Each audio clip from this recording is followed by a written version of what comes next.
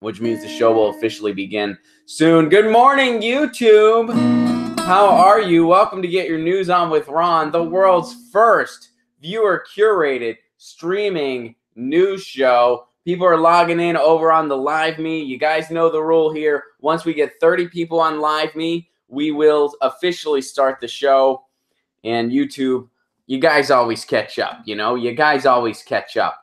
Have I ever lived in another country? I have never lived in another country. I've traveled to another country, and I've spent a reasonable amount of time in another country. I spent about 6 weeks in Italy, and I've also been to Italy a couple times, and I've been to Germany, and I've been to France, and I've been to Canada if you count that. So, But yeah, so I've been to a couple different countries. I've never lived abroad, though. I'd like to.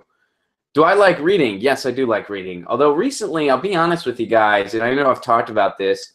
I've been doing a lot of listening to books, and I'll do that because I go to the gym, and it's easier for me to listen to a book while I'm doing like an exercise bike. So I've been doing a lot of that. And I actually just finished listening to the New Human Rights Movements by Peter Joseph, which is a very, very interesting book. I recommend checking it out.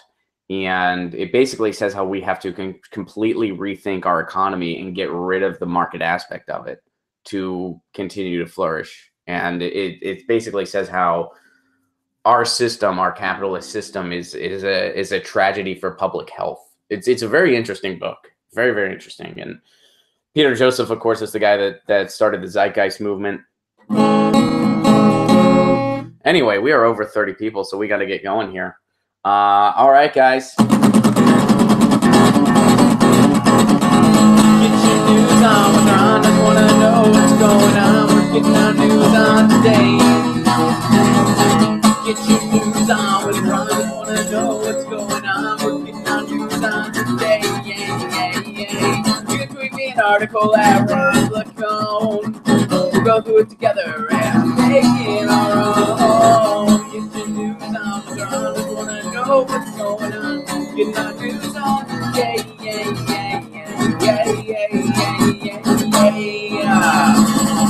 Welcome to Get Your News On with Ron, the world's first viewer-curated streaming news show. What does that mean for any first-timers? That means you guys tweet me articles, and that's how we build this show. I don't have anything prepared. I don't know what we're going to talk about. We're going to talk about the news, but I didn't pre-plan this stuff. You guys got to send me stuff. Wow, right now we are literally neck and neck. We have 40. I wish I could take a screenshot of this somehow, but I'm on 2 different devices. We have 40 over on YouTube, and we have 40 over on Live Me. So on both platforms, we have exactly. YouTube just pulled ahead. We got 40, 41, 43. YouTube's pulling ahead. Live Me, step up your game. YouTube's beating ya. I'm going to go over to our Reddit. And guys, start tweeting me articles. Let's see what we got. Joe points out, this is the only show in which you can proudly say, I'm not prepared. I don't know if it's the only one, but yeah, that is part of it. That is part of it here. Okay. All right, let's see here. All right, this was submitted by Obama Voted for Trump. We're going to start over on the Reddit, which we don't usually do that, but we're going to do things a little differently today. Elizabeth Warren blasts her fellow Democrats for supporting a massive bank deregulation bill. This is from Mother Jones. Elizabeth Warren blasts fellow Democrats for supporting a massive bank deregulation bill. The Senate just voted to increase the chances your money will be used to bail out big banks again. And the U.S. Senate on Tuesday cleared a key procedural hurdle needed to move forward with a major bank deregulation bill that could pass the chamber in the coming days. If it becomes law, the bank would significantly loosen Wall Street regulations that were put in place by the landmark 2010 Dodd-Frank legislation. Yeah, basically they rolled that back. So now it's banks that are worth over $250 billion, I believe is the figure, they're just pretty much deregulated as well. And one of the big banks that was involved in predatory lending, they point out, was a bank that was only worth $200 billion. So they're saying, like, yeah, this is going to be further deregulated. One of the major changes proposed in the bill is a provision that would shrink the number of big banks under Dodd-Frank are subject to additional scrutiny designed to assess their ability to withstand financial shocks. In essence, extra checks to determine how likely the banks are to fail or to require a government rescue with public dollars. Currently, banks with at least $50 billion in assets are subject to additional supervision. The Senate bill would quintuple that threshold, meaning that banks would not receive any added scrutiny if they have less than $250 billion in assets. Forever Voting Third Party says they rolled it back because so many bankers went to jail. I think you're being sarcastic because I don't think any bankers went to jail, unless you know about something I don't. And you know what? I'm not trying to single out Elizabeth Warren in this, for instance, but this is sort of what we see. They end up deregulating it anyway, and the Republicans could not have gotten this done without the help of Democrats. Keep in mind, Democrats helped out. Even the Democrats that voted against it, or at least spoke out against it, they didn't really do as much as they could. Chuck Schumer, for instance, as the minority leader, he could have done more to prohibit this from going to the floor. He did absolutely nothing, nor did he even tell his colleagues how to vote on it. Similar to Nancy Pelosi in DACA. You know, she did this really nice political theatrical move where she stood for 8 hours and really made it seem like she was for the Dreamers. But in reality, she didn't even tell her party to vote that way. She didn't even tell her party to stand up for DACA. She actually said it's a good deal, quote unquote. So it was theater. And guys, to be honest, this is little more than theater. Elizabeth Warren, just like what she did with Wells Fargo.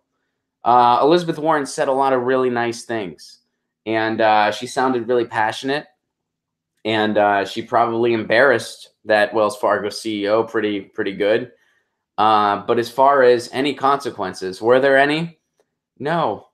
Well, wait, excuse me, I take that back. There were some consequences. The employees got fired.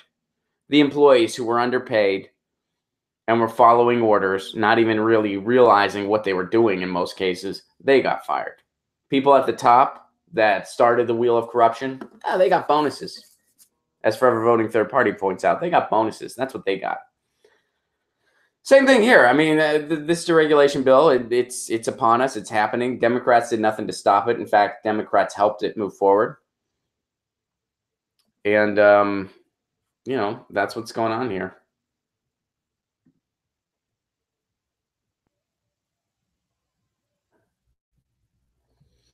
Hello from Montana. William says, what's up? My two Democratic senators voted in favor of this. Frederick points out, my two Democratic senators voted in favor of this. Shaheen in New Hampshire and Hassan in New Hampshire. They are also superdelegates that voted for Hillary, even though Bernie won the state with 60% of the votes. This is your resistance, everybody. This is your resistance. So Elizabeth Warren, yeah, she blasts her fellow Democrats for supporting it. But guess what? They supported it anyway. And guess what? The minority leader who could have done more, Chuck Schumer, didn't do anything. He could have done more to stop it from going to the floor. The minority leader, he could have done more. He didn't do anything. So it's nice that Elizabeth Warren said some nice things.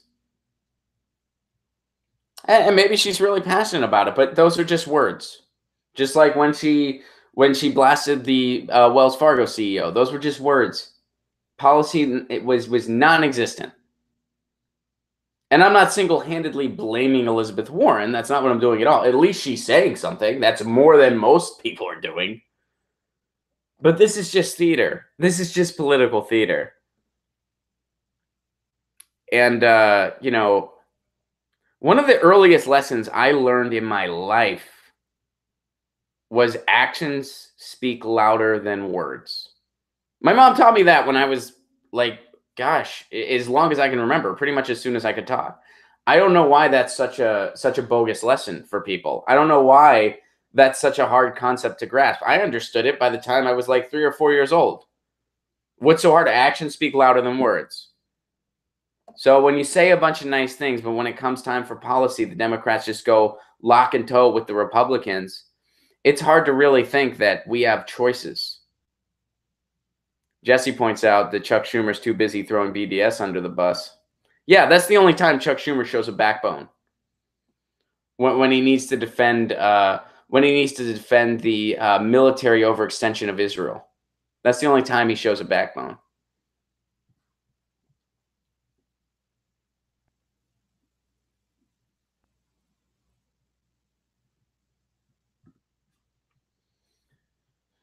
Warren is brave when it's safe to be brave. She's progressive when it's safe to be progressive. I think that's a fair observation. Walk it back, Warren. Tim Kaine, that inspirational VP candidate, voted for it. Remember him? No, nobody does.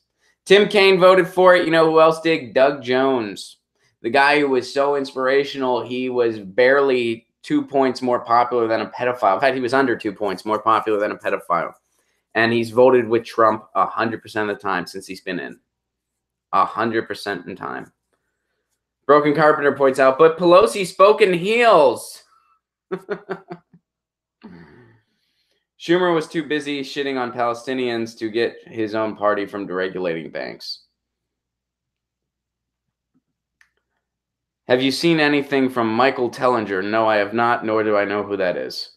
Let's see here. All right, so let's move on to another topic. Yeah, that's going to go forward, and there's no resistance from either party. This is one of the many, many, for instances, where, once again, the Democratic establishment has failed us. Let's see here.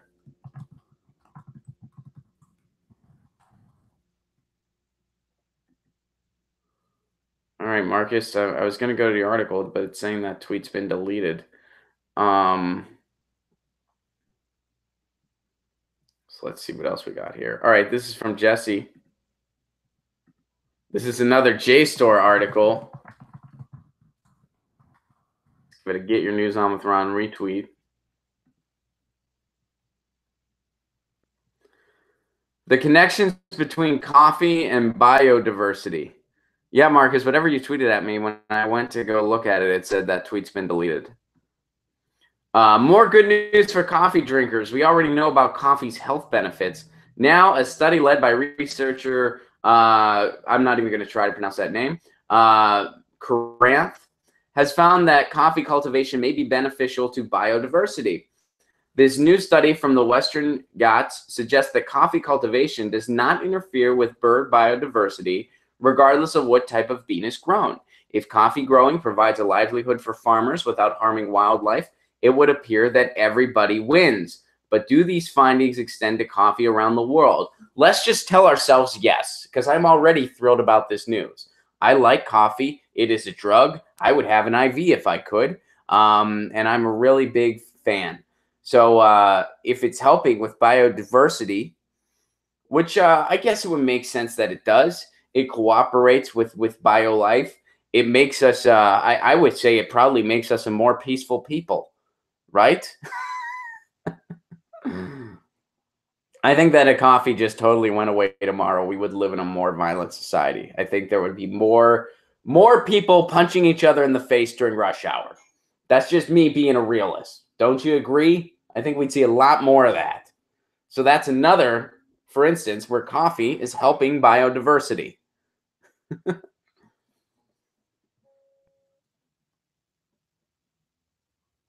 So truly rustic coffee. Let's read a little more into this. We can't read this whole thing because it's very long and it's super sciencey. And eventually I'll come across a part of it where I just completely don't understand what they're talking about, and then I'll look dumb. So truly rustic coffee, where coffee plants are grown interspersed with forest trees and understory, has the least impact on vegetation and birds. All right. That's okay. So like the coffee plants are cooperating. They're not necessarily hey, here we go. Speaking of which, here is a truly, hey, I thought we were out of coffee. Where'd you get this? I went to buy Arthur real quickly. Oh, you did? Hell yeah. Can't even do it without it. All right. My roommate did a quick Vallarta run because we ran out of coffee late last night. And this coffee actually helps biodiversity. And we even did our we did our part to help with, like, Pasta walked to the store. He didn't drive there, right, Pasta? You walked. He's not responding. He probably drove, but that's okay. Either way, Pasta's the superhero, according to Joe. So this is pretty cool. The impacts of biodiversity, more than rustic coffee, but still far less than sun coffee, which involves clearing the forest like a traditional farm, removing plants from the coffee plants and applying chemical fertilizers. So we should go with rustic coffee as opposed to sun coffee. So I like the idea of rustic coffee better. I'm not sure I understand all of the differences. And by the way, the whole concept of this is that people tweet me articles, and I'm learning about this for the first time. And I learned something new today. When it comes to biodiversity, rustic coffee, way to go. Sun coffee, maybe not quite as much. As far as coffee in my household, we walk to get it. And Pasta made a coffee run today because we ran out of coffee. So he saved the day by going to our local Vallarta, which is a very fun Latin grocery store. We have a very good one. Guys, let me tell you something. This biodiversity tastes delicious. This is just solid biodiversity. Just, it's got the biodiversity aroma. Oh, caffeine. You can end the clip there, Joe. End the clip with me enjoying the sweet, sweet taste of biodiversity. That's where you can end this clip. Jesse, thank you for sharing that. You know how much I love the J Store, and you know how much I love coffee. So I really appreciate it. I really appreciate you factoring my feelings into your article submission. All right, this is from Pasta. Speaking of which, he did save the day with the coffee. And his article's next. This is from Truth Dig. U.S. should accept Putin's offer to negotiate on nukes. Probably. On Thursday, Russian President Vladimir Putin delivered his State of the Nation address. Much of his speech focused on economic issues and proposals to improve the Russian economy and well-being of the Russian people. Putin did, however, devote a portion of his speech to what he called the most important defense issue. He was referring to Russia's next generation of strategic nuclear weapons to overcome U.S. missile defense systems and thereby, from his perspective, assure the effectiveness of Russia's nuclear deterrent force and restore the global strategic balance. It is not well understood in the U.S. that there is a strategic relationship between offensive and defensive missiles. Although it is doubtful that missile defenses would ever work as planned, the leaders of a country whose offensive missiles are subject to being destroyed by missile defenses must assume that they would work. In his speech, Putin explained this relationship of defensive and offensive missiles by pointing out that uncontrolled growth of the number of anti-ballistic missiles by the U.S. will result in the complete devaluation of Russia's nuclear potential. This situation requires Russia to build new offensive nuclear arms capable of penetrating the U.S. missile defenses in order to maintain strategic stability and not allow the U.S. to develop a perceived first strike capability. And the U.S. has been dismissive of this concern. So any nuclear weapons, this is what Putin says, any nuclear weapons against Russia or its allies will be considered a nuclear attack on this country. Retaliation will be immediate. That sounds bad. That sounds like something we for sure don't want. The U.S., so he said, there is no need to create more threats to the world. Instead, let us sit down at the negotiating table and devise together a new and relevant system of international security and sustainable development for human civilization. Yeah, that's something we should totally do. Is Putin a good guy? No. Is Trump a good guy? No. They're shady oligarchs. Do they have allegiance to any country? No. But whether we like it or not, they're in charge. Would it be cool if they sat down and talked about, uses of nuclear energy and how they're going to go about cultivating that and agreed in a way that diplomacy would come first instead of potentially World War III? Yes, that's a freaking good thing. And I know some people might be confused right now Because people on the quote-unquote left are attacking Trump and saying he's not being hard enough on Russia, as if World War III is the way to go, all because you can't get over the fact that Hillary Clinton is not president. I always thought the left was supposed to be anti-war. I always thought that.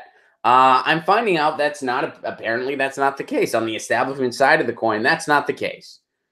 Drone strikes are okay with the left, and as is endless war, as is intimidating Russia. I'm not okay with any of those things. So I guess that makes me part of the anti-war left, which, by the way, should be an oxymoron. The left is anti-war, and if you're not anti-war, guess what? You're not on the left. That's why we call them Starbucks conservatives. That's why we call them cappuccino conservatives. That's why we call them neoliberals. What's up, Stella? I like your beer. Stella Artois just joined over on the Live Me. So, yeah, I would like to see them come to the table and debate this. And I think as far as offensive and defensive missiles, over in the United States, the idea of anything defensive is a crazy thought, is a crazy sentiment. We only think in terms of offense. And that's why we don't have some of the things that other countries take for granted, like healthcare or free college or living wages, because we spend all of our money on bombs. All right. So, yes, I agree with this Truth That article. U.S. should accept Putin's offer to negotiate on nukes. They should come to the table and reach an agreement.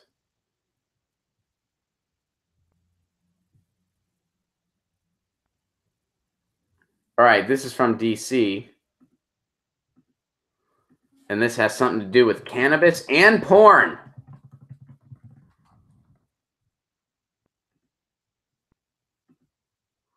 Let's go to the chat first.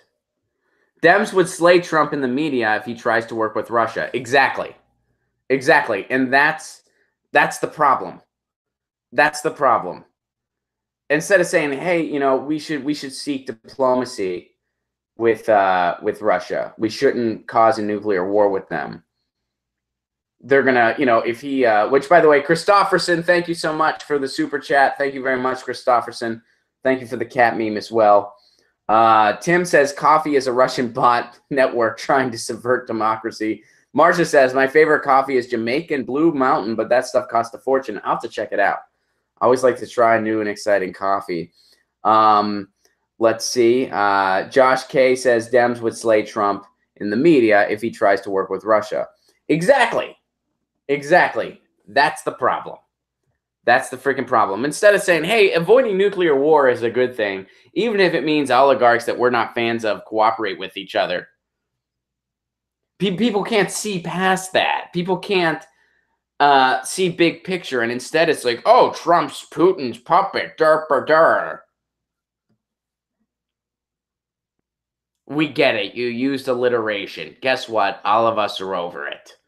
Pornhub pulls pro-Weeds candidates ads following allegations of abuse and lies. All right, this is from Gizmondo. Benjamin Thomas Wolf's congressional campaign is imploding. The Democrat candidate in Illinois' 5th congressional district, held by incumbent Republican Mike Quigley, gained national attention after running a campaign ad in which he's apparently smoking a joint. He got another boost this week after the Observer ran an article declaring him the first politician ever to advertise on a porn website. He advertised on Pornhub, which that in and of itself is pretty hilarious.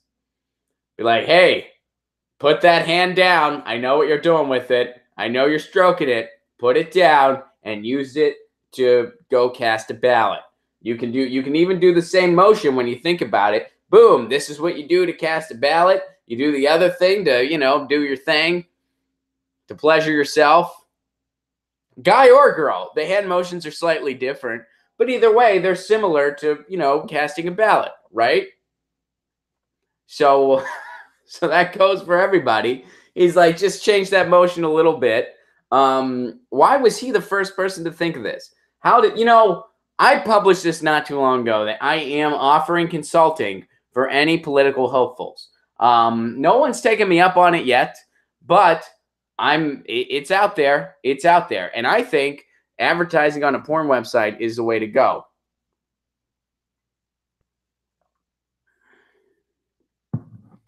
Okay, so apparently there's a little bit more to this, and I'm not reading the whole picture here.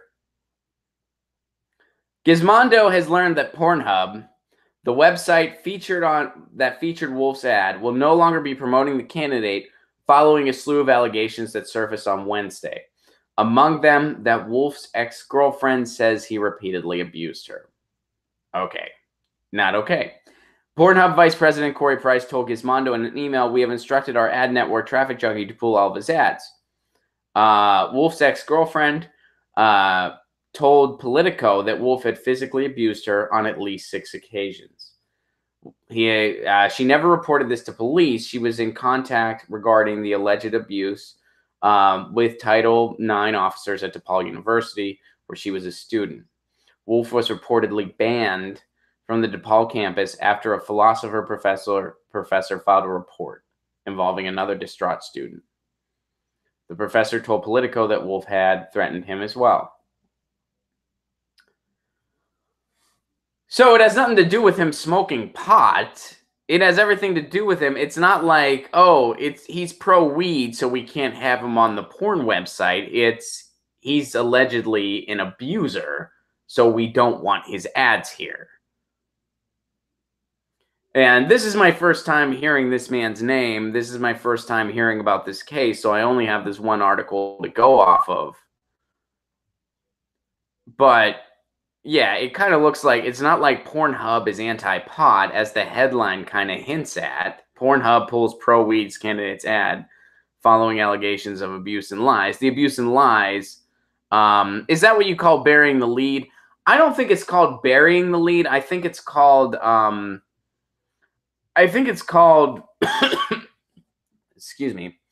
I think it's called kind of subtly, maybe subtly diminishing the lead. Because they're saying allegations of abuse and lies, but they don't really specify.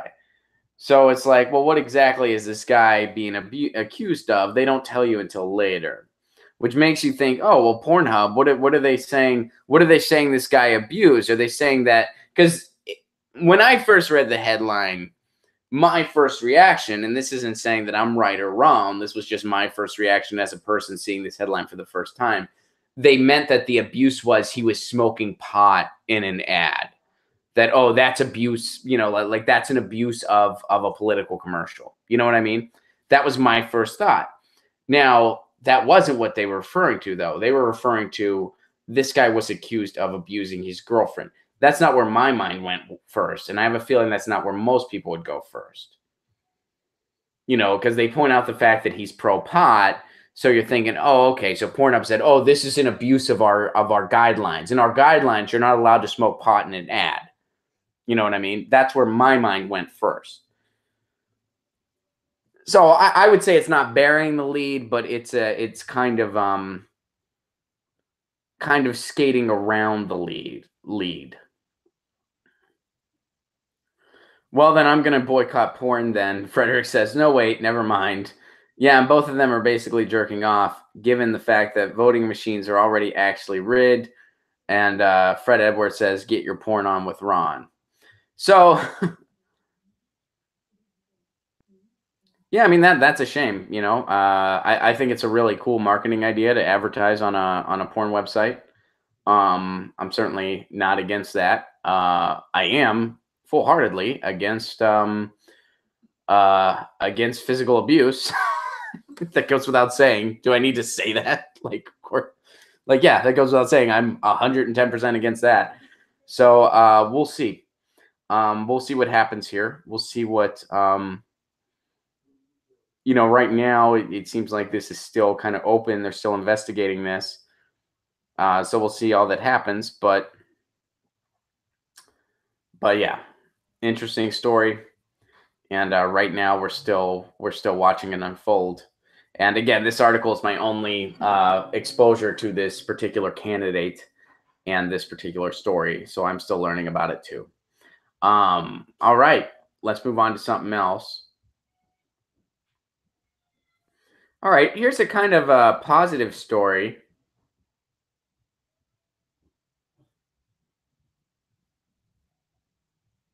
Oh, wait, no, hang on. We're getting out of order. This is from Tim. We'll go there first. Then we'll go to a positive story. You're leaving us? All right. Bye, third party. Striking West Virginia teachers revive a proud labor heritage. In West Virginia, striking public school teachers and staff. Well, I guess actually this is a positive story too. And this is by Amy Goodman. I like Amy Goodman. Democracy Now! Has been a little disappointing as of recent to me. But still, I'm still a fan. Still a big fan. In West Virginia, striking public school teachers and staff celebrated victory this week, inspiring educators outside their state to take action for better pay and working conditions. Their 9-day wildcat strike put in stark relief another national debate on teachers. So West Virginia is Trump country. He won with 68% of the vote, beating Hillary Clinton by more than 40 percentage points. Yet the Mountain State has a long history of militant labor activism. The wildcat strike, illegal under West Virginia law, involved more than 20,000 teachers and 13,000 school staffers. After 9 days on strike, the teachers won. And keep in mind, it never should have gotten to this point. It never should have gotten to this point. Teachers were asking for what they deserved. And it should have never gotten to this point. But it did. And the West Virginia strike inspired teachers in Oklahoma. You guys know we talked about that. Teachers earn the lowest in all 50 states in Oklahoma. And they are potentially looking into a walkout. They have 45,000 members that signed off for it on Facebook.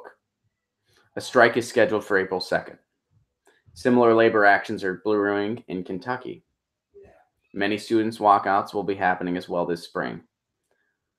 And that, of course, is in response to all the not action that's been taken as a result of the shootings. So yeah, I think she's absolutely right. I think that West Virginia did serve as an example for other countries. Wow, still morning, guys. For other states, and it's a shame that it's gotten to this. It's a shame that they had to strike for 9 days when basically they were asking for a reasonable pay raise, and people were just saying no. Like it's like basically like I pointed out before, like our government was just saying education is not a priority to us and we don't care. Now, how do we package this? How do we package this? Because when you say it like that, education is not a priority and we don't care, that sounds really bad. That sounds really, really bad. This wouldn't happen in other countries, Stella says. No, I disagree. I think it would happen in other countries. You know what happens in France? When they don't like something, they strike and they get results. You know what happens in Italy? They strike and they get results. You know what happens in Germany? They strike and they get results. Their unions just want a 28-hour work week. That's what happened over in Germany. Yeah, they go to the streets and they strike. And that's what had to happen here. And it worked this time. The problem is a lot of times we strike and it still doesn't work, but this time it did work. And now people in other states are thinking, gee, we put up with a bunch of nonsense too. We're underpaid. We're overworked. Our kids don't feel safe. We don't feel safe. They're doing nothing about gun violence. I mean, that's why it's like, you know, we were talking about this over on the Jimmy Dore show yesterday, and they were saying how, you know, so many people in the United States are just sort of distracted. They have kids. They just want to take care of their kids. So they're just doing what they have to do to get by. And I think that's true. That's very true. But the other side of that is, how do you feel knowing that your kid's not safe going to school? Knowing that a shooting could happen at any second and nobody's doing anything about it. No one's doing anything about gun policy in this country. They're doing nothing. They're pretty much just telling the kids to screw off. And the kids are screaming and they're being told to just shut up. How does that not? I mean, if I had a child, I think that would push me over the edge. I think it would push me over the edge that I can't send my kid to school knowing that they're safe. That would push me over the edge completely. And I'd say, we got to do something about this. Our status quo is broken. We've gone too far. This is insane. I'm not going to be worried that my kid's going to get shot whenever they go off to school. And you know what? And I will say this, and I know some people disagree with me on this one. I am adamantly against homeschooling. I know there are some exceptions. I know that there are some situations where it is warranted. I'm not against people having that option. But that is something I could never do. If I was ever a parent, that's something I could never do. That's something I could never even consider doing. And I think that the exceptions where that is the way to go are very, very few and far between. I think you're robbing a child of a certain socialization that they really need. And I am not okay with homeschooling. Yeah, I'm not for it. I'm not for it. I think there are exceptions, so I don't judge. You know, if people want to do that, that's their choice. I can't ever envision a situation where I would do it. If I was ever a parent, I can't ever envision a situation where I would do it. I could manage with many social clubs and sports. You know, I understand that, but it's just not quite the same. It's not quite the same. And this is coming, and this isn't one of those like, they were the best years of my life. I didn't like grade school and I didn't like high school. I didn't like either one of them. But I don't think robbing a child of that type of socialization, and maybe robbing's a bit harsh because I'm sure a lot of people that homeschool their children, their heart's in the right place. I just disagree with that solution. And again, there are exceptions. I think it's a case-by-case thing. I said bigger picture, though, broader. You know, I can't ever envision a situation where I would do it. And if anyone ever asked me my opinion, should I homeschool my kid, I can guarantee you 98% of the time I would say no. Because I can't even think of the exceptions like off the top of my head. I know that they exist. I totally understand that. But I don't think I'd ever want to go that route, that way myself. Platypus, thank you so much for your super chat contribution. Thank you so much. Get Your News On with Ron has heavily impacted my sleeping pattern. It's 5 a.m., Ron. That's how you know you're making a quality show. Keep up the amazing work, bro beans. Give Lucy a cuddle from me. Aw, Platypus, thank you so much. And thank you so much for being up at 5 a.m. to participate in this show. I appreciate that very much. And thank you again for the super chat contribution. And I, of course, will give Lucy that snuggle for you. Derek says, "Listen, kid, it's a couple AR-15 rounds, and then we had to take off your leg. Now shut up and walk it off." Yeah, exactly. Gloomy Goblin over on Live Me. I've considered it, but I can't provide the social aspects that school can. I'm inclined to agree with you. Again, I know there are some exceptions. You don't need to send me, you know, I know some of you guys are, well, Ron, what about blah, blah, blah, blah. I get it. There are some exceptions out there. I just, overall, it's not something I'm very, I look upon very favorably, homeschooling. There's always exceptions to the rule, but overall, it's not something I think everybody I know that's ever been through it, they don't look on it fondly. They have some socialization issues later. Yeah, I can't say I'd ever go that route. And there's statistics that, you know, contradict a lot of what I'm saying. I mean, statistically, people that have been homeschooled do pretty well in college, and it makes sense why that would be the case. If you're homeschooled, you're kind of used to independent study, maybe a little more so than somebody in a traditional high school. You are kind of used to being a self-starter. And in college, you need those skills. There's some people like, you know, high school kind of spoon feeds you a little bit more. Actually, a lot more. I shouldn't say a little bit more, a lot more. So when you get to college and you're just not used to that method of participating in a classroom, you don't do as well. That happens. Whereas people that kind of migrated more towards thinking critically, you know, they do better in college. And sometimes when you're a homeschooler, you know, that benefits you because you're used to kind of like, here's the textbook, you know, kind of dive into this on your own. So you're prepared more for collegiate level work.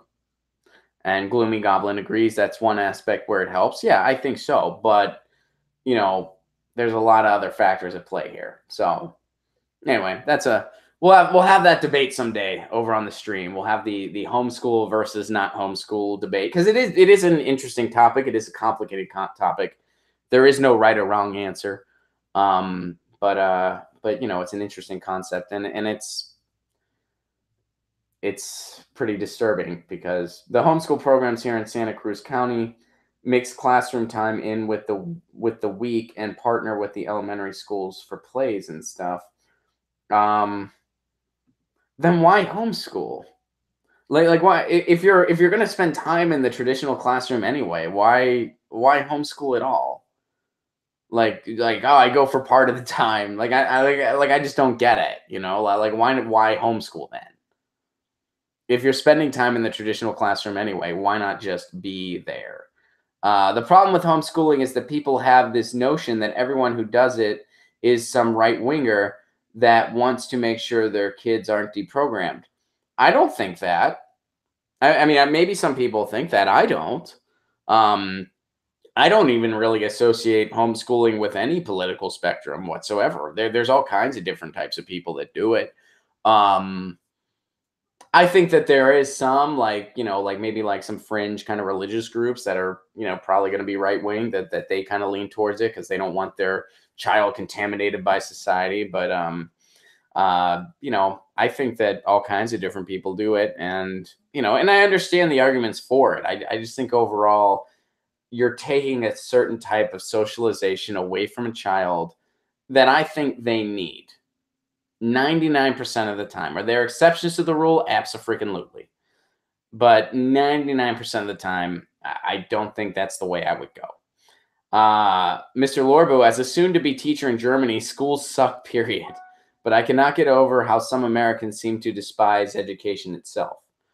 Yeah, we over in the States, anti-intellectualism is kind of smiled upon. That's just something we smile upon here. When most students in the U.S. suffer from anxiety, Platypus asks, would most students in the USA suffer from anxiety? I would say, yeah. I think that there's a lot of anxiety going on in our schools right now, not just because of the school itself and the pressure, but because people are worried. People don't feel safe. You know, over in Westlake, here in Los Angeles, where I live, they had that school shooting that happened. Kids were not okay. They resumed classes, by the way, later in the day. They resumed classes after the shooting happened. And you know, I have some colleagues of mine that work in that district, and they said, like, yeah, no, these kids are not okay. They don't feel safe. They don't have any confidence in the generation ahead of them to protect them. And that is, how disturbing is that? How disturbing is that? I didn't grow up that way. I didn't grow up in fear. And, you know, and I remember Columbine. I was in school when it happened.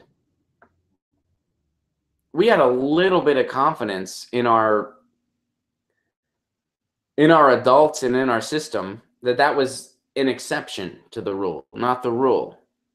That something like Columbine was something that hardly ever happened. And well, guess what? Now it's a constant thing. School shootings are just a regular occurrence. It's like rain or something. It's just something that regularly happens. That is beyond messed up. And nothing is being done about it. Nothing is being done about it. All right, so we got to move on to other things here. We got a lot of stuff. Guys, if you have not submitted an article yet, please do not, because we're not going to get to everything. We're almost out of time already, you guys. Time flies when you're having fun, and I am having fun. I hope you guys are as well. This is from Sam. Just gave a Get Your News On with Ron retweet here. This is from Fox 23, which is a local Fox affiliate. I'm not sure what town, though. It's not popping up to me which town this is from. But let's see here. Tulsa. Interesting. All right, cool. So this is a lawsuit going on. The FBI paid Best Buy's Geek Squad employees to turn over customer data. Wow. Electronics retail giant Best Buy confirmed that 4 Geek Squad employees accepted payment from the FBI to turn over alleged child pornography. The Electronic Frontier Foundation in San Francisco sued the FBI to release nearly 200 pages of information about its relationship with Best Buy. Redacted documents showed the employees had turned over computer files to the FBI. Best Buy officials said the employees used very poor judgment and the action was a violation of company policy. 3 of those employees are no longer with the company. We're very concerned about the FBI using Geek Squad employees or any computer repair facility employees to potentially, get a backdoor around our Fourth Amendment rights. The EFS said it was concerned about payment to Best Buy employees. Court documents reveal an FBI payment requested for $500.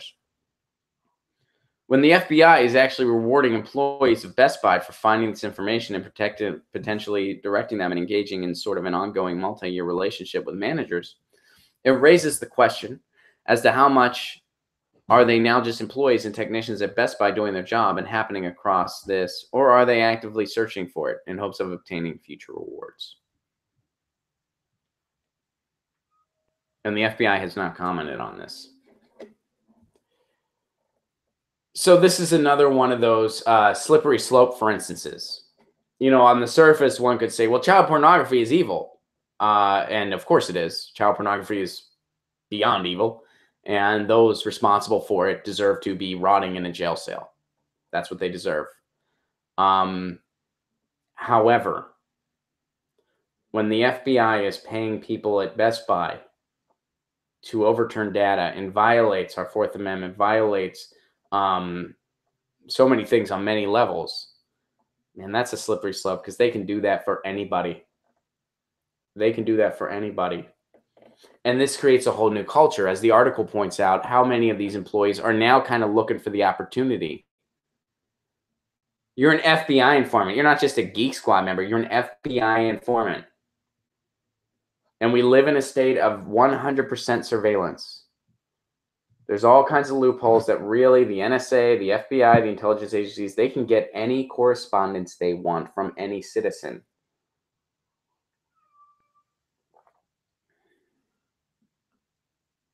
So yeah, this creates a huge slippery slope, and this is dangerous. And the FBI should not be doing this. I mean, they don't care, but... By the way, real quick, 140 over on LiveMe, 131 over on YouTube. So we're still neck and neck here, folks. We're still neck and neck. So yeah, I mean, this creates a very slippery slope here, and it creates a lot of kind of moral hurdles, because by no means do we not want the FBI to be able to catch predators that are making and distributing child porn. Those people are evil. Those people are criminal. They deserve to be in jail. However, engaging in policies like this, where you're paying Best Buy employees to turn over data, violating company policies, overreaching in terms of people's rights to privacy, that creates a very dangerous slippery slope. And this is a really interesting article. This is a really interesting conversation piece and case study to look at. Because that's the overall theme that we all grapple with. Necessary security versus our right to privacy. And that struggle that we all face has been abused by our intelligence agencies. They've abused that notion. They took our fears and they capitalized on them. 9/11 happened. People were scared. People were looking for a scapegoat. So we get the Patriot Act, which completely violates our civil liberties, which nobody bothered to read when they voted on it other than Dennis Kucinich. And the guy that read it, you know what he did? He freaking voted against it.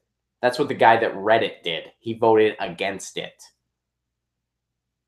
So we all too times, under the guise of security, throw away our civil liberties, and that's the slippery slope that we as citizens really need to be aware of, and we need to know that the intelligence agencies, they're not on our side. This is about power. This is about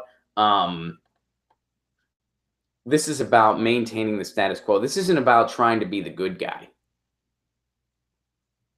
This is a test.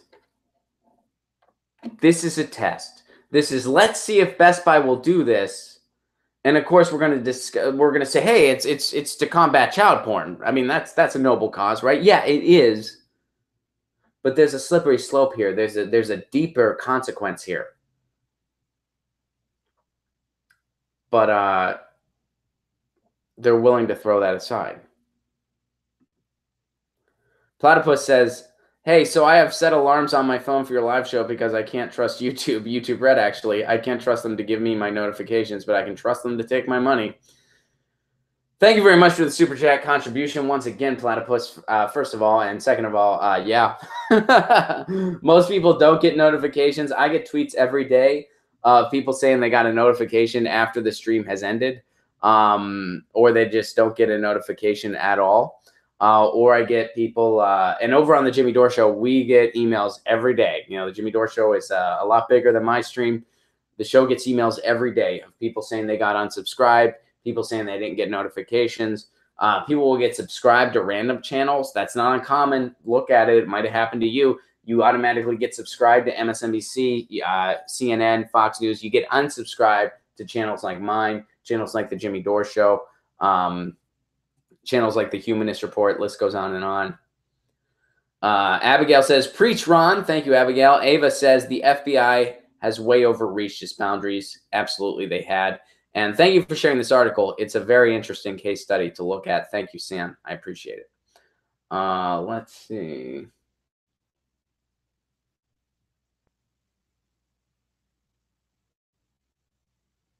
Woke AF shares this, and this is from LinkedIn. Interesting. Oh, hold on. Let me give that a retweet here. Makes Joe's life easier when I make sure I retweet them all. All right. Does the FBI even have boundaries anymore? No, they do not. That's the problem. The landmark case under a media blackout that affects us all. This is from LinkedIn. Many are unaware of a case in the D.C. federal court since April of last year. The case is Laverne versus the U.S. House of Representatives. The case entered court on the standing of net neutrality. Net neutrality is the proposed FCC changes to regulation affecting everyone with a cell phone, computer, and internet access. This also impacts everyone who uploads, shares, creates, or markets on the internet. The proposed changes will give a few major companies the ability to block, throttle, and remove content, right? The case of Laverne versus the U.S. House of Representatives is founded in the U.S. Constitution. Article the first was and still is the protection provided by the Founding Fathers to ensure our voice forever remains a factor in the lawmaking process. It limits representation of each member of the House of Representatives to 50,000 constituents. This is refers to as an apportionment. It guarantees that the voice of the people would not be power held in the hands of the few. This is interesting that they're going to this approach. The question becomes, do you want representation? Do you want a government that is responsive representation? Do you want elections to cost less or next to nothing because they're restricted to your neighborhoods and communities? Do you actually want to have a representative who must face you to get elected? If the answer is yes to any of these questions, you understand that this breaks the status quo. This is why they don't want you to know. When we go to the Constitution, and this brings up like a really important principle that I've talked about before. I used to talk about this at colleges. When it comes to press freedom, if there's one thing the quote-unquote founding fathers of this country got right, and I put founding fathers in quotes because they didn't find anything, but you know, the early thinkers of the contemporary America that we know, if there is one thing they really got right, and they got plenty wrong, and they, you know, did some really immoral stuff, that's a different conversation for a different day. But if there's one thing they nailed, press freedom. They got that right big time. Thomas Jefferson said, if I had to live in a society with newspapers and no government, or government and no newspapers, I'd rather have newspapers and no government.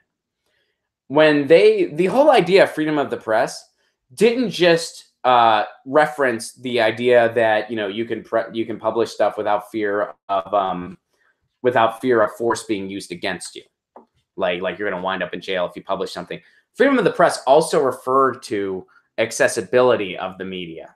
It also referred to that if you had a school of thought and a perspective, you could become part of the conversation in this democratic experiment. That's why we used to have 10 different newspapers in any metropolitan area. And newspapers were subsidized by the Postal Service. So let's say that you were, a socialist. This is just a for instance. Of course, socialists did have their own newspapers back in the day. Prior to the 20th century, socialists had their own newspapers, federalists, constitutionalists, they all had their own newspapers in any given metropolitan area in the United States. Because what would happen is Postal Service would provide subsidies for any newspaper that needed it, because you were publishing information, you were publishing news, you were publishing stuff that was necessary for civic engagement of the citizens, so you need to have your newspaper be published. Similarly, if you look at it from the idea of press freedom, they cannot overturn net neutrality, because again, we're guaranteed the right that, let's see, trying to go back to the article to see. Lucy really wants in here.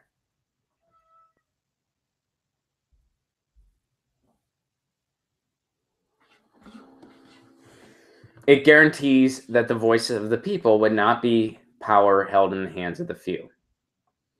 Provided protection from the Founding Fathers to ensure our voice forever remains a factor in the lawmaking process. Well, gee, if you gut the internet,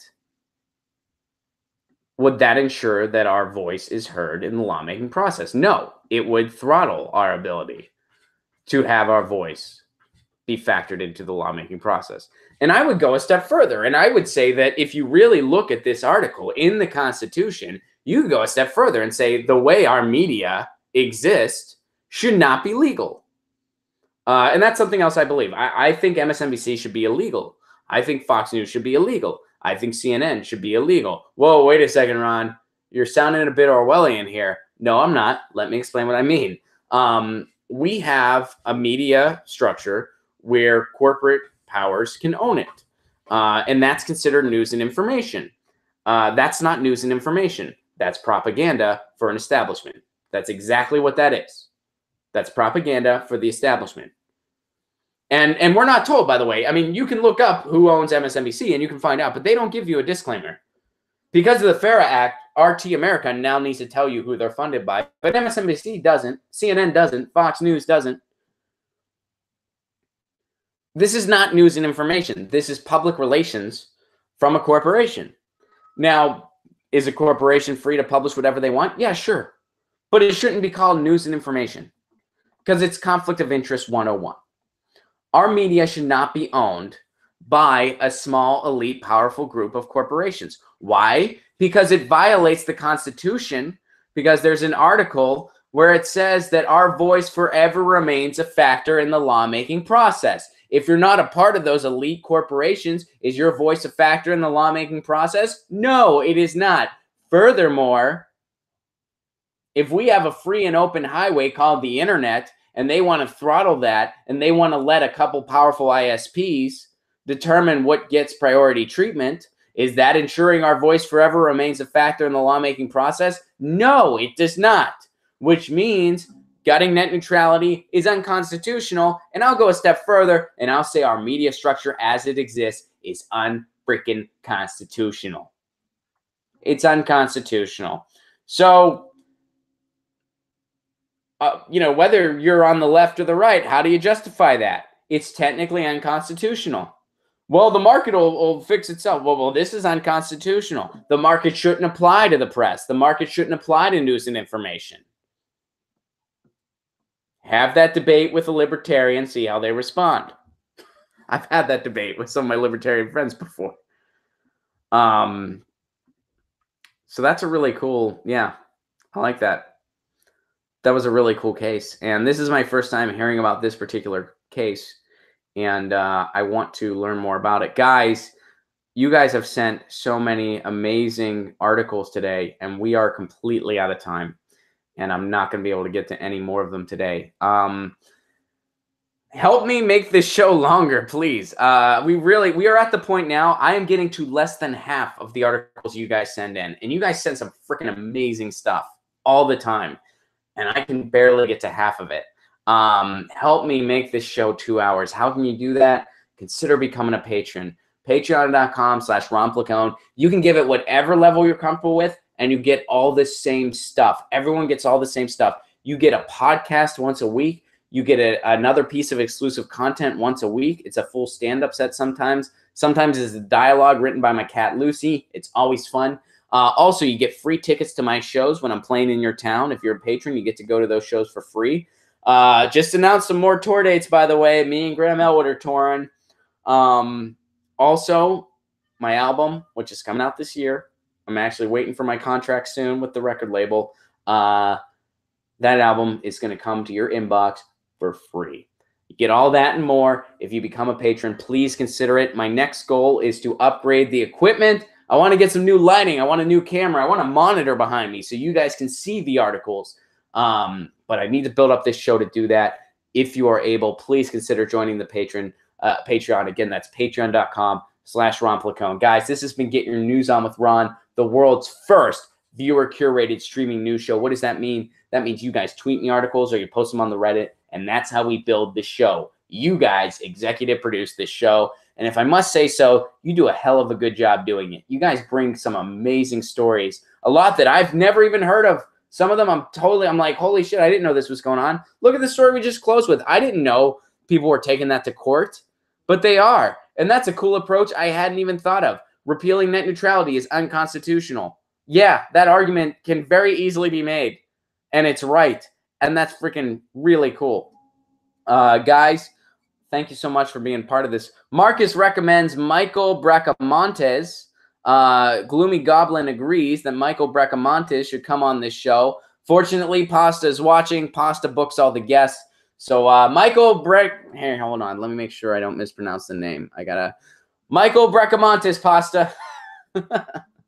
Guys, thank you so much for being part of this. I'll send you off with the theme. This has been Get Your News On with Ron, the world's first viewer-curated streaming news show. We do this every Tuesday through Friday at 10 a.m. Pacific Standard Time. I will see you tomorrow at 10 a.m. Get your news on with Ron. Wanna know what's going on? Get our news on today.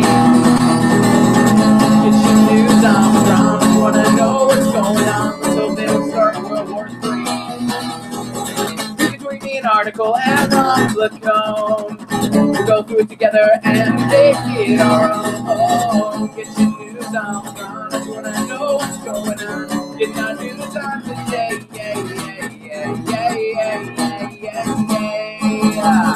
Thank you guys so much. This has been Get Your News On with Ron, the world's first viewer-curated streaming news show. Follow me on Twitter at Ron Placone. RonPlacone.com. Just announced some more tour dates. And patreon.com/Ron Placone if you are so able. I will see you tomorrow at 10 a.m. Pacific Standard Time. Until then, stay safe in this crazy world of ours. Peace.